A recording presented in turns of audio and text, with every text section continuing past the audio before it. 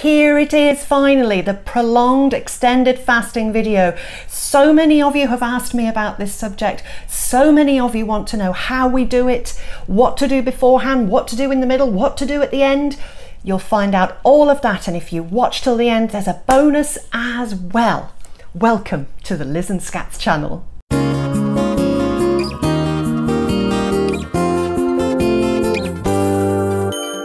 Hi, I'm Liz. I'm a clinical holistic therapist, yoga and meditation teacher, and soon to be keto nutritionalist as well. That's Scats and I, have lost over 110 pounds between us and reversed Scats's type 2 diabetes. Amazing. All doing the keto and intermittent fasting lifestyle. Now we're free to research and help you, so help us to help you by doing this. Subscribe, and click on the bell. Hello Keto Bonitos and fasting friends. Welcome to this video about fasting. Prolonged fasting, extended fasting. Wonderful things can happen when you fast for a long time. And so here are some top tips, 5 of them to be precise, so that you can get through your first prolonged fast with ease. Number 1, preparation.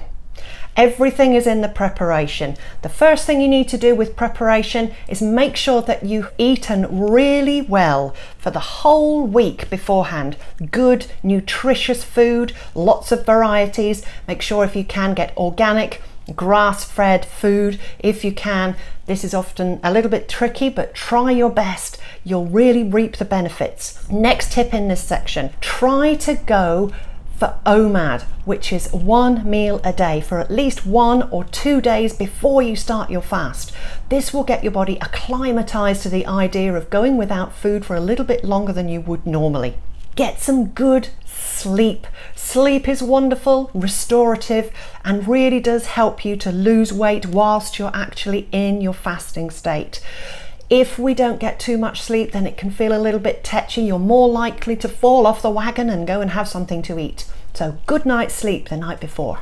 Weigh and measure yourself the day before you start or on the day that you start. Then you'll know where your baseline is, how much you've lost, if you've lost any inches or any weight. Really good plan. Make a journal or a video record of your prolonged fast, and then you can find out where the pitfalls are so that you can remind yourself for the next time you want to try this. But it also gives you an idea of how you're feeling, and it's good to actually write things down or to say things to camera. Really good plan. Support network, really, really important. Find a friend you can fast with. Find a group online. There's lots on Facebook and there's lots on Instagram as well. You can join in with others.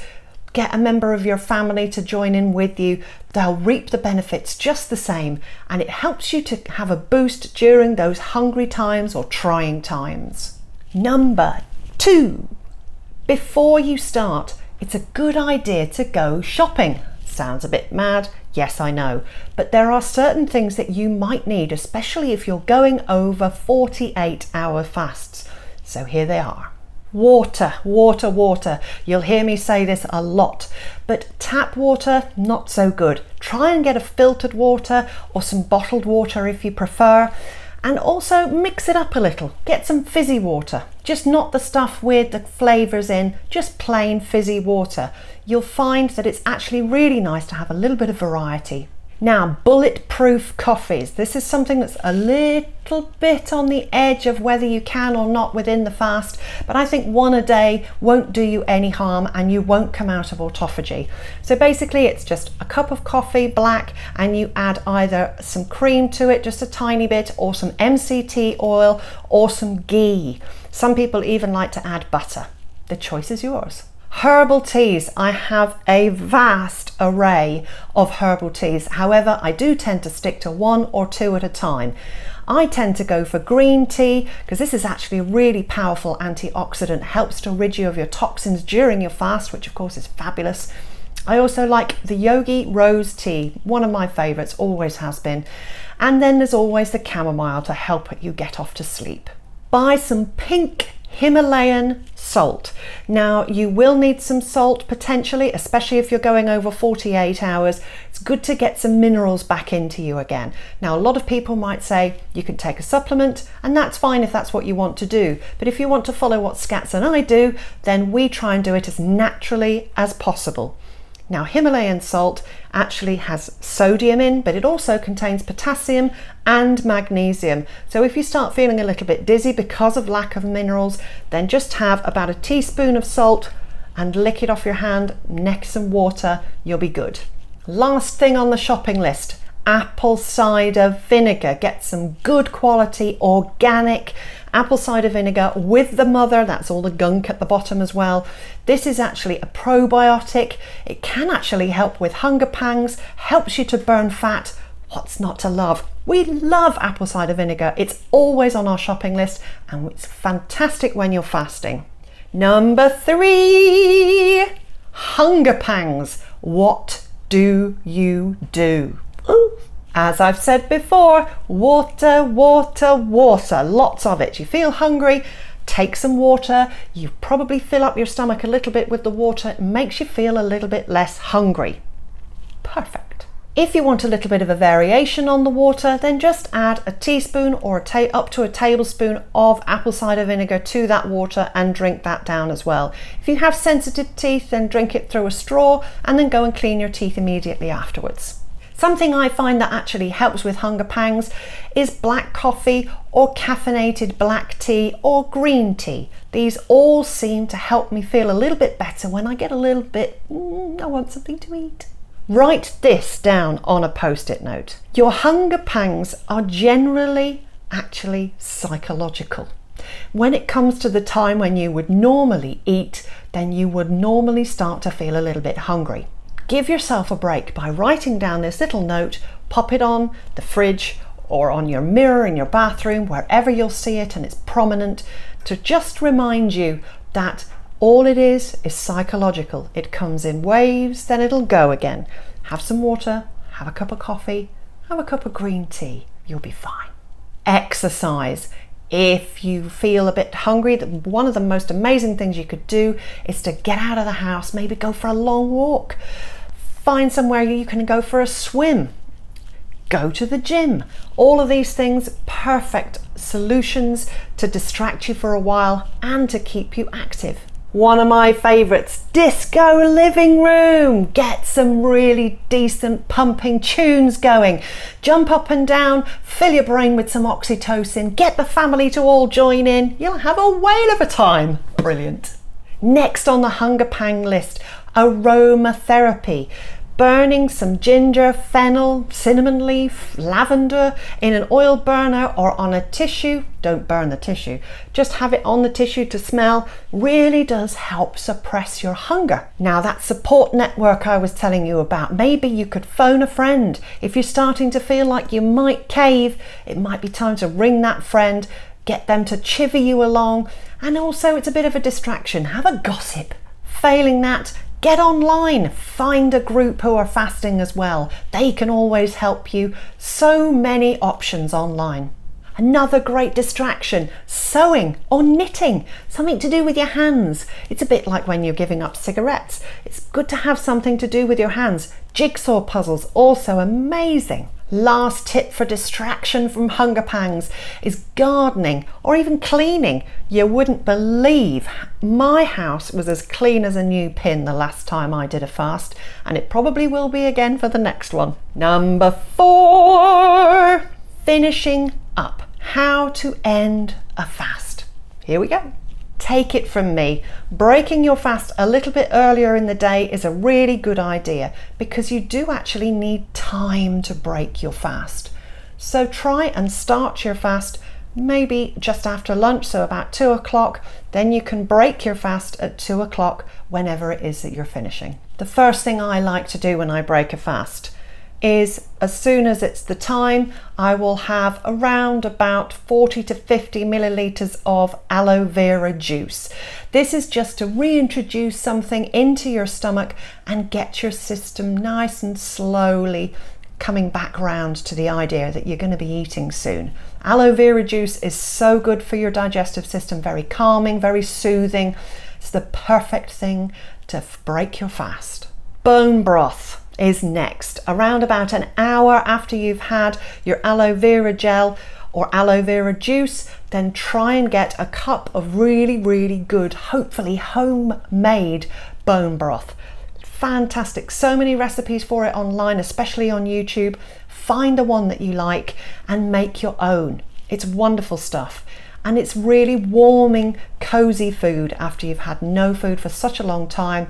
And the liquid is so much easier on the stomach and the digestive system. So do yourself a favor, ingest all those beautiful minerals come from the bone marrow and any vegetables that you add to the mix. You'll thank me for it, let me tell you. Then, about an hour after the bone broth, you can have your first proper meal. Normally what Scats and I like to do is to buy a breast of chicken without the skin on, just one, and just have a couple of broccoli florets steamed, and then that's it. Obviously, what we tend to do is we don't fry the food because oil is not a good idea after a long fast. If you're doing intermittent fasting as part of your regime as well, then try and make sure that you eat 16 hours after you've broken your fast on the prolonged fast. So, for example, say I finish my prolonged fast at 2 with the aloe vera juice, I'll probably have something to eat about 3 or 4 o'clock in the afternoon. Then I will probably eat around about 9 or 10 o'clock the next morning, just so that I get a good lot of nutrition and you can break your body back in to coming back round to eating food once again. Always make sure that the food that you're eating is whole and nutritious and you've cooked it yourself. It's nothing better for your body.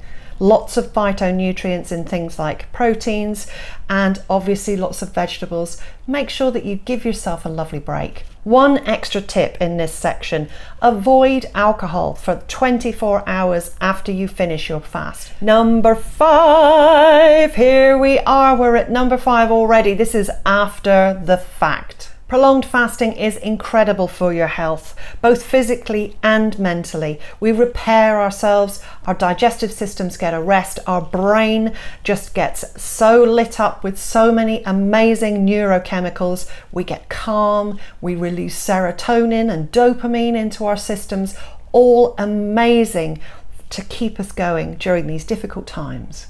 Now remember that journal I told you to write, those video diaries?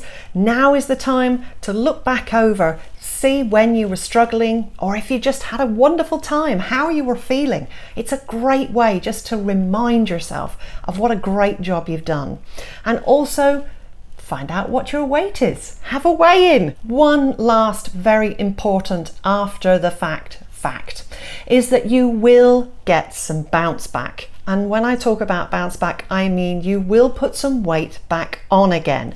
Please don't be despondent about this. If you do it all nicely and correctly and don't eat too much after you've broken your fast, you will find that the weight will stay off. Last time I lost something like 6 pounds and I put 4 back on again. That just gives you an idea of what can happen. But I still lost overall 2 pounds. Isn't that brilliant? Bonus stuff. Fantastic. Here's some little extras just to help you through the next fast that you're doing. So here we go. Clean your teeth. Wonderful bit of information. We do it every single time that we fast. Just gives you that little psychological edge. Your body thinks, oh, I'm cleaning my teeth. I must have had something to eat. Boom, no longer hungry. Another great thing, load the dishwasher, do some washing up, stuff like that. That's what we do after each meal. When we start tidying away, when I'm doing a fast, I'll tidy a few things up and even do some things like I'll wash things that I don't normally wash, like maybe some candle holders, some old plates, things like that I haven't washed in a while. I'll put them all in the dishwasher or I'll wash them up by hand. It really does have that psychological little trick to help you on your way. So there we are, how to do prolonged fasting successfully. I hope you enjoyed it. If you did, please give us a like. It helps the YouTube algorithm. Subscribe if you feel like it and click on the bell. Ting! and give us a big old comment just so that we can find out how you're doing in your prolonged fasting. When did you last do one? Are you planning on doing one now? Let us know. We love to hear from you. Have a look down in the description for our merchandise link and also our Patreon link so that you can help us be a producer on our channel. Also, we'll have lots of affiliate links down there, all of our kit that we use for filming and for walking, and you can buy some of those. We get a little bit of a commission. You might even get a discount, but you definitely won't pay any more money. Thank you very much for watching all the way to the end, and hopefully see you next time on the Liz and Scats channel. Bye bye.